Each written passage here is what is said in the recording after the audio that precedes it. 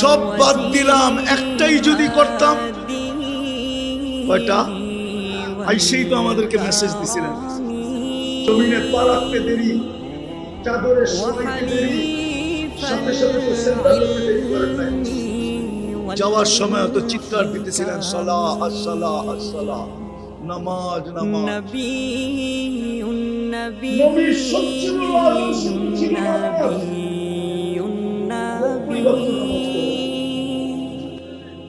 90% মুসলমান নামাজ পড়ে না, যুবকও পড়ে না, যুবতীও পড়ে না, নারীও পড়ে না, পুরুষও পড়ে না। তাইলে আপনি ঘৃণিত হবেন না তো কে হবে? আপনি লাঞ্ছিত হবেন না তো কে হবে? আপনি দীক্ষিত হবেন না তো কে হবে? আপনি নিষ্পেষিত হবেন না তো কে হবে? আপনি জুলুমের শিকার হবেন না তো কে হবে? আপনি কুকুরের চেয়ে নিকৃষ্ট হবেন না তো হবে কে?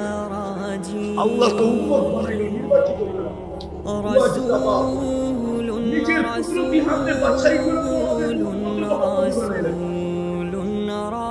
মৌলানা চলে আসছে। লম্বা করতে চাইতেছি না,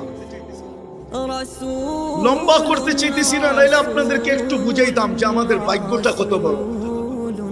দানিয়াল আলাইহিস সালাম নবী 2500 বছর অপেক্ষা করছেন শুধু এই উম্মতের হাতের ছোঁয়ায় কাফন আর কাফন পাওয়ার। আপনি বদায় না, হ্যাঁ উঠায় দেখেন। মুসা আলাইহিস সালাম তারাদাত তাওরাত, তাওরাত কিতাব সরায়া দিয়া বসে উম্মত বানায়। কিতাবের যেই পৃষ্ঠায় উঠাই শুধু উম্মতে মুহাম্মাদের প্রশংসা। কুরআন তো বলে মাসালুহুম ফিত তাওরাত, যেটাই উল্টাই উম্মতে মুহাম্মাদি, আমার উম্মতি বানায়া দেন না। ঈসা আলাইহিস সালাম কানতে কানতে কবুল করাইছেন এই উম্মত হয়ে আসবেন।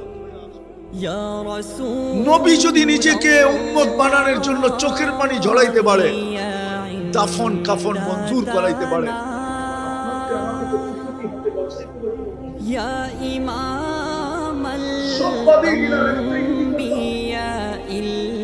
বন্ধুর দিলের ব্যথা দেখা, দিলের ব্যথা আমি এখন খুলতে চাইতেছি না।